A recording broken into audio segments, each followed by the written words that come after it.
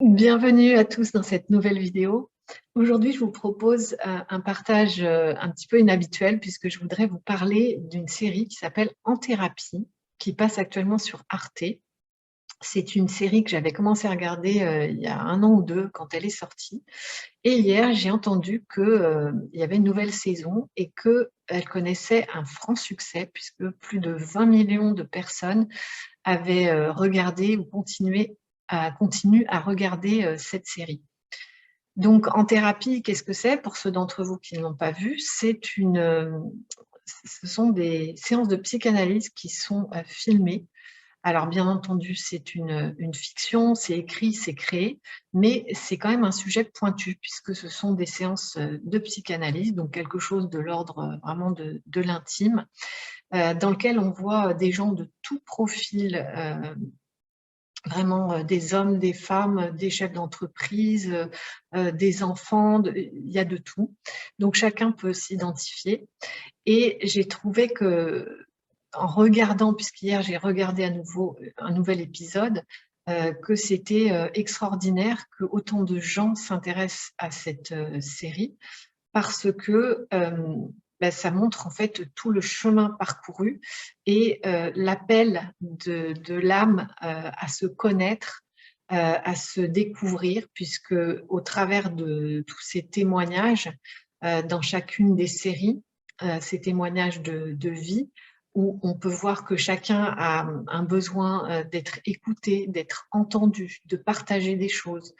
On voit que tout un chacun a besoin d'apprendre à se connaître pour sortir de l'emprise d'émotions, de blessures, de dysfonctionnements qui se sont créés malgré nous, de tout ce en quoi on peut être enfermé, emprisonné sans même s'en rendre compte.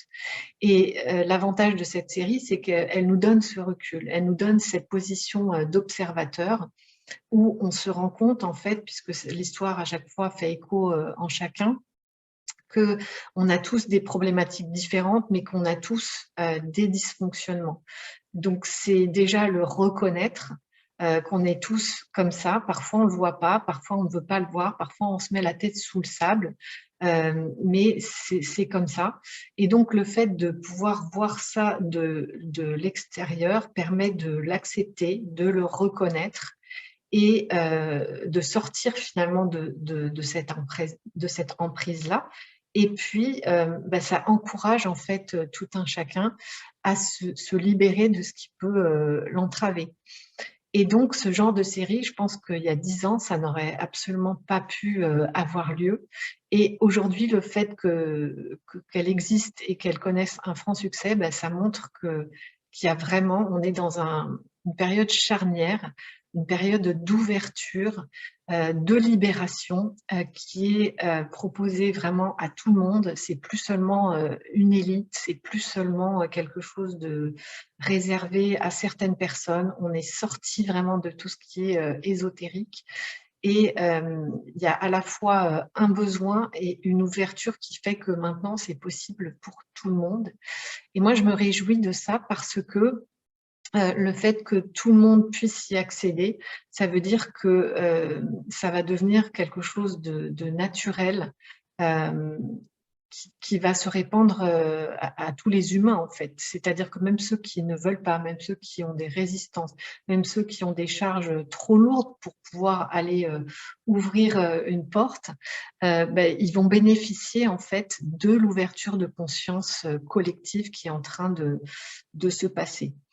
Et donc, ce que je trouve extraordinaire dans la série, c'est que chacun peut voir en fait ce qu'amènent les avantages, les bienfaits d'une thérapie. Et aussi, chacun peut, en voyant ce qui se passe dans une thérapie de l'extérieur, c'est comme si chaque témoignage, dans chaque épisode, en fait, venait libérer quelque chose en chacun. Parce que même si ce n'est pas notre histoire, on va pouvoir constater que chacun a ses propres blessures, mais que ce qui compte, c'est de pouvoir les reconnaître et de pouvoir les partager, de pouvoir répondre à nos vrais besoins pour réparer ce qu'il y a à réparer et donc s'en libérer.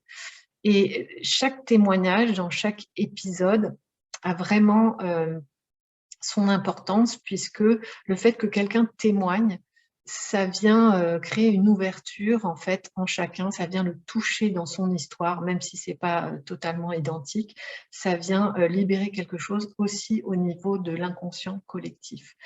Et donc, ça m'a renvoyé à tous ces stages que j'ai faits depuis une vingtaine d'années, que ce soit en développement personnel ou des retraites spirituelles, etc., au rôle du témoignage dans ces moments où on a des temps de parole, où chacun peut s'exprimer. C'est toujours utile à tout le monde et je dirais que c'est même un accélérateur, c'est-à-dire que le fait que 20 personnes puissent témoigner de manière assez brève sur ce qu'ils vivent, sur ce qui les a fait souffrir, eh bien, à chaque fois, ça libère tous les autres participants sans qu'ils n'aient rien à faire.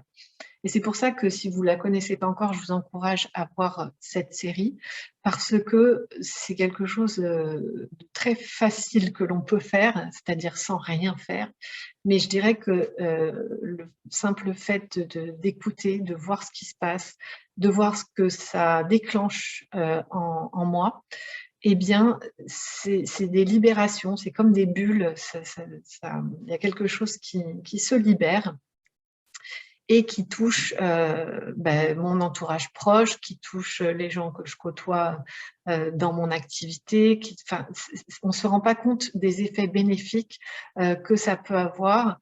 Et puis, aussi l'importance de s'autoriser à ressentir ce qui est là quand on est touché.